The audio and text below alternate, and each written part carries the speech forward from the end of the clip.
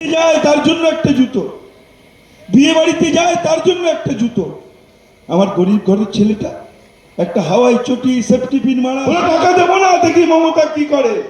আরে যে খায় চিনি যোগায় চিন্তামণি। মমতা ব্যানার্জি 59 লক্ষ মানুষকে আজকে 100 দিনের টাকা পেয়েছেন তো টাকা। যারা 100 দিনের কাজ করেন টাকা পেয়েছেন। এটা মমতার গ্যারান্টি, লাইফ টাইম গ্যারান্টি। আর মোদির গ্যারান্টি ভাওতার গ্যারান্টি। শুধু ভাওতা ভোট ভিত্তি চাইতে। আমি যদি জানতে চাই এখানকার বিগত 5 বছর সাংসদের নাম কি বলতে পারবেন? আমাদের এই অঞ্চলে যে বিধায়ক 5 বছর যিনি সাংসদ ছিলেন তার নাম কি কেউ জানেন না? তার নাম হচ্ছে সৌমিত্র খা। তিনি দিল্লির বুকে বড় বড় কথা বলেন, কলকাতার বুকে বড় বড় কথা বলেন, মমতা বন্দ্যোপাধ্যায়ের সমালোচনা করেন, অভিষেক বন্দ্যোপাধ্যায়ের শ্রাদ্ধ করেন, কিন্তু তাকে অঞ্চলে কোনোদিনও দেখা যায় না। ফলে আমার মনে হয় যে একটা গান খণ্ডঘোষের মানুষের গাওয়া উচিত যে তোমার দেখা নাই রে, তোমার দেখা নাই। ওকে দেখা যায় না।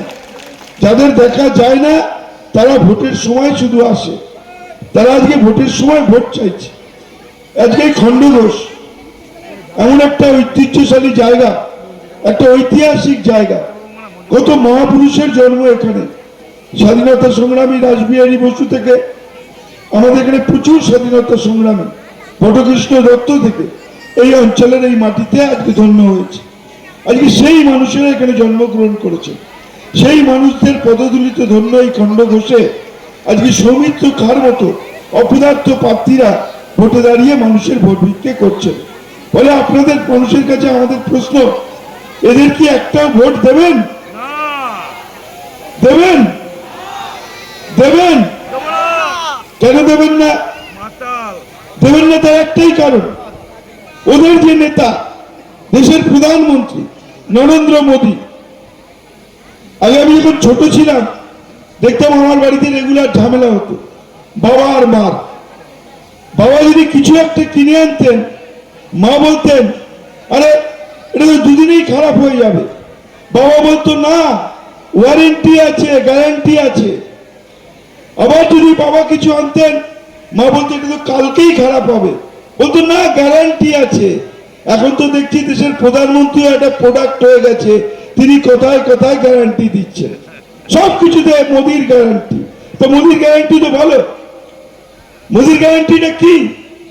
মোদির গ্যারান্টি আমাদের নেত্রী মমতা ব্যানার্জি বলছেন 420, আর অভিষেক ব্যানার্জি কি বলছে? 0 গ্যারান্টি। ভাওতাবাজ, মিথ্যেবাদী, এরা সত্যি কথা বলে না। এরা বলেছিল বিদেশ থেকে সব কালো টাকা নিয়ে আসবো, বলেছিল সবাইকে ধরে নিয়ে আসবো। কোথায় মেহুল চস্কি? কোথায় আজকে বিজয় মালিয়া? আজকে তাদের খুঁজে পাওয়া যাচ্ছে না। বললো আমি যদি টাকা আনি সব গরিব মানুষের অ্যাকাউন্টে 15 লক্ষ টাকা দেবো। 15 পয়সা পেয়েছেন কেউ?